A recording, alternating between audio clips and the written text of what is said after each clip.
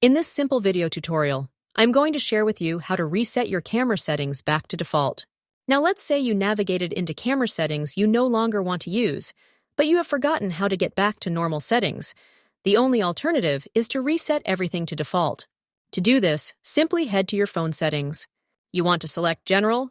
On this page, you will then scroll to the second last option of Transfer or Reset iPhone. Here, tap on Reset. Now, you just want to click on Reset All Settings. You just want to enter your iPhone passcode to proceed. Here, tap on Reset All Settings. All your iPhone settings, including the camera settings, will get back to default.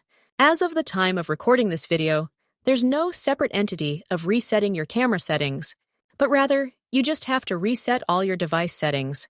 This doesn't delete or erase your data, so you don't have to worry about that. Well, that's how easy it is to reset your iPhone camera to default settings.